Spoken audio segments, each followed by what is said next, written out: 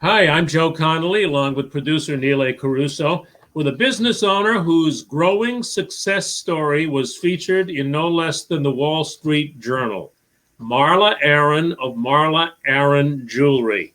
So there she is in the Wall Street Journal. And people may think, what an overnight success. Isn't this fascinating? But Marla, it was not that way. You went through a lot of changes, career changes, as many of us do. So, how did you end up in the Wall Street Journal? What was the road that you took? Absolutely. Thank you, Joe, for having me. I really appreciate it. And I certainly want to thank the Wall Street Journal for covering the story. But I had, a completely different career. And I spent over almost 23 years in that career. But I had this deep seated desire, and love of jewelry. And probably around 2000, I 2000, I had this idea in my head that I couldn't get out of my head, which was turning an industrial carabiner into fine jewelry. And I started exploring on my own, on my free time. I was a single mother at the time, so it was complicated. I couldn't just leave my day job.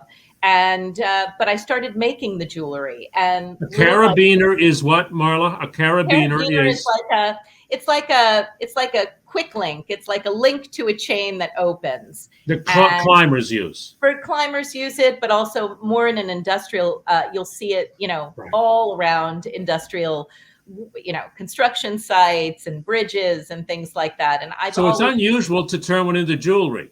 it was at the time.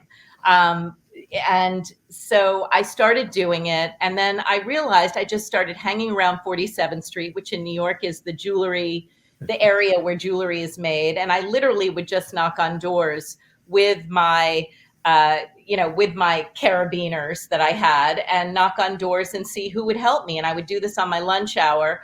And finally, I was also trying to do it late at night at home, trying to make things jewelry, but obviously 47th Street was where it happens. And I finally met a guy on the street in a workshop, and I left him he said, leave this here and come back next week. And when I went back, and this had happened several times, and I went back the following week, and he had gone to home, I saw a Home Depot bag on his desk. And I knew that we were in business after that, because he had done the homework. He had bought a bunch of them, and he had studied them. And together I started making them. And that also, Joe, was not a straightforward path. Had he taken some of your product to Home Depot to try to No, sell them? it No. was no. I had just industrial carabiners, like Right. just, and he went and he bought more, and they were all laid out on his desk when I got to see him. And I don't even remember if it was Home Depot or Lowe's, but he Yeah. had the bat and he laid them out, and he studied, and I could tell that he was going to go to the mat with me to figure this out. And that's how it started. And I started making them. I still had the day job. Um, and I would give them away. Basically, I was giving them away for several years, just giving them to people, wearing them. But I wanted to start my own business. I had it all laid out in my head. And when I realized that I could morph the shape of the carabiner using 3D printing, so sort of the deeper I went learning about um, the jewelry, the more it untapped my creativity of what was possible. But I still had the day job. And then on a particularly daunting, I had a trip to France for work. And I know that sounds very glamorous, but it was not. I had a business trip in France, and I was supposed to be there for 10 days. And I decided to rent an apartment instead of staying at a hotel. And the day I arrived, a coffee pot exploded on my arm, and I had second and third degree burns all Oh, over my arm. It was pretty bad. And but I had to keep working. And in the midst of this, I realized, I had this desire. It was just like something. It was a perfect storm, right? All the elements just sort of came together. And also I wasn't getting to send my kids off to camp. I had subsequently remarried, so I had a stepson and my son and my husband. And I just was like, I'm going to go home. I'm going to quit this job, and I'm going to go home and make jewelry. And I didn't quit in the moment. I just said, I'm leaving and I'm going home, because I was sick and everything. And luckily my teammates on the project we were working on, they, picked up the ball for me. And that night sorry. How much later, how many months or weeks later was it that you did leave the job? Oh, it was the following week when Wow. everybody got back from France. But that night on the plane ride home, I wrote a PowerPoint presentation to my husband, selling him on the idea of me leaving my job and that within 6 months I was going to be sold in the top independent stores in the country. And he's like, well, I mean, how was he going to say no to me? My arm was bandaged. He was like, okay, you can give this. And the presentation was awfully, persuasive. I mean, that's what I did for a living. And, but of course the presentation wasn't true at all. I mean, it was much harder than that. No stores were interested. I didn't understand how in the fashion and luxury industry you got into those kinds of boutiques and stores. So I was doing it all wrong. But it was the same time that Instagram was sort of coming into being, and I had tweens. And I made them show me how to use Instagram. And literally almost right away when I started posting the jewelry, it was almost immediate that we had customers. So we had direct customers before we had stores. So that was a very interesting thing. And then it just started happening little by little, never overcommitting, never overextending, just very much baby steps. It's very unusual that somebody tells a story that long and that interesting at the beginning of one of these business spotlights. So I'll just ask you before we go to Neil, what was your breakthrough then in learning how to sell? Learning how to sell my products, yes. Or learning how to sell in general? Yes, how to sell jewelry. Other than Instagram got you leads and some business. But now I assume you have to start selling to stores and people and learning the direct sales skills, or no? I think we've been very rebellious as a company, and I use that word frequently. There's a very tired trope, I feel, in how fine jewelry is sold to women. And it's actually not. Women love to buy jewelry. They love to buy jewelry for themselves. And I think we presented a really authentic voice. We present a really beautiful, handcrafted quality product that's heavy, that's well made, and that we work really hard on. And we speak to people in plain language. We're not, it's not covered in fairies and frost and Photoshop. It's just really honest and authentic and real. And I think that's what people have, and highly functional. I think women are actually quite pragmatic in their nature, and especially successful women. And the nature of our diamond encrusted carabiners is appealing because it's a beautiful object on its own, but it's also highly functional. You can wear it with your things, but you can also wear it with things. You can wear it with our things, but you can also wear it with things you already own. So it's picking up the things at the bottom of your jewelry box, charms you may have had from when you were a child, and throwing them on again and giving them new life. So and that was the sales pitch right there. You did it naturally without even trying. You just did it. Neil. Comes from the heart. Marla, I can tell you know your audience, you know your product. And then so we fast forward, the pandemic hits, and you have to change things up a little bit. So walk me through some of the new techniques that you have had to learn to sell jewelry in a global pandemic. Sure. I want to watch. The pandemic was pretty scary for us. We've as I've said, we've grown very slowly. So I had 4 tiny offices on 47th Street that we were growing out of.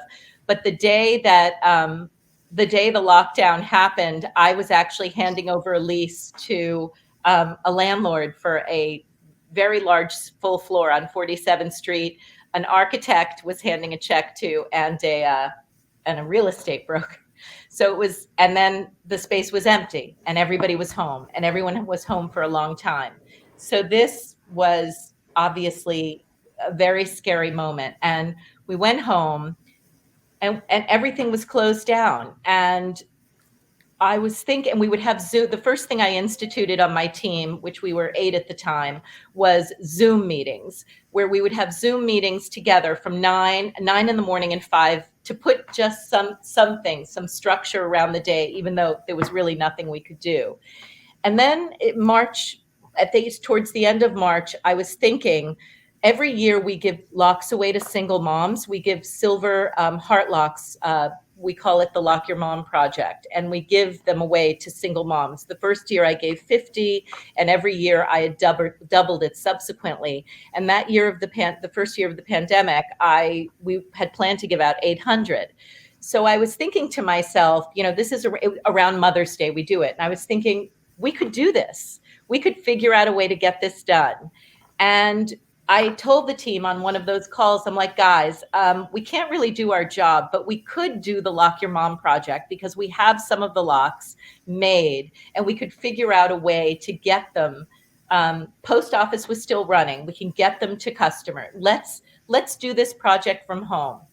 And I have to say, I'm not a spiritual person, but I do believe that by getting going again, getting our workflow going again with this project to give jewelry away, it helped us. It motivated us. It also helped us figure out how to work virtually because we had several months left to go, but it really got us going. And we weren't able to give away the full 800, but I think we gave out 500. We all felt extremely inspired by the ability to do that, because if ever single moms might have needed the pick-me-up of our little lock, it was at that moment where they're home with these children. So we did it then, and it was good. And then we just figured it out. We're like, Zoom is working for us. Let's do Zoom appointments. So we started doing Zoom appointments, but it wasn't just like, hey, Zoom with a customer. We understood that it required orchestration, rehearsal, dominating the archive of photos that we had so it would be seamless. It could never be just one salesperson. It had to be two, someone running the archives, someone, talking to the customer. So we did that too. So that was another thing that we did, I think, very effectively during the pandemic. We just kind of learned to work together. For our stores, who I call our merchant artists, because it's no joke running an independent store across anywhere in the country or anywhere in the world. I made these I use Zoom a lot. I use Zoom and I made little videos, and I contacted a videographer to help us tell the story of these independent stores. And we posted it on Instagram to sort of, this is the story of this local business. For Christmas. And your story sells itself on digital, because I know you do really well with Instagram sales too. So did you learn a lot about your own story and how to sell virtually? Yes, we learned how to sell virtually. We learned how to work. I mean, our workshops, some of the people that make our jewelry, they were working from home. We learned a lot. I mean, I developed a lot of very creative pieces in our collection. A collaboration we did with De Beers happened during the pandemic, a specific design for an engagement ring called Dime Siempre, which is like a mechanical engagement ring that opens, which we launched the first version of during the pandemic. So I know it's crazy, but I found that and I also had to renovate this space. I had to stop feeling sorry for myself for taking this expensive space during a global pandemic and get to the task of renovating it, because we were gonna have to move into it. And in fact, how many employees do you have now, Marla? I have 18. And how many are designing jewelry and how many are doing sales? So I design the jewelry. I have a production team of 3 people. I have a wholesale team of 2 people. I have a customer experience team of 3 people. And I have a marketing team of 2 people. And then we work with some outside contractors that also You design a piece every day, or when the idea hits you? How often do you design? It's a constant process. I'll give you a quick look. I keep a big board. Those are the messy board over here. Wait, wow. Those are my designs that are in process Wow. for 2022. So I'm already on to 2022. we're always working on things. And this cabinet next to me, that's what I call my mistake cabinet. And all the things that didn't work out, I put in there. And if I really ever feel like I'm stumbling and I go in there, because there's always ideas in there for me. Things that we didn't get quite right that I know I still have it in me that we could make it right, you know? Marla, it has been just wonderful to talk to you. I just want to ask, what advice do you have for women, or anybody, but women who are in a corporate job or something and they're dreaming of doing something like you have done in whatever field it may be? What advice do you have, Marla?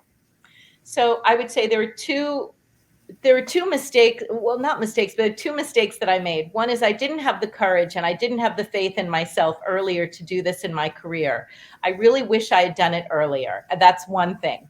The other thing is when I first started, when I left the advertising agency and I got nervous immediately once that first response from those top stores in the country didn't really respond to me at all. I got nervous and I started accepting freelance jobs in my previous career. And there was this time frame for about almost a year where I was trying to do both. I was trying to be a consultant and start my business.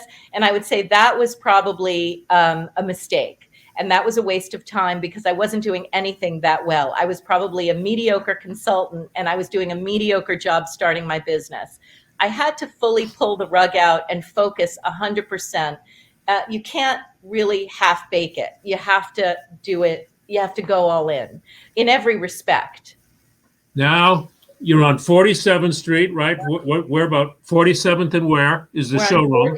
The showroom is on 47th between 5th and 6th. It's a by appointment showroom. It's open Monday through Saturday, 10 to 6.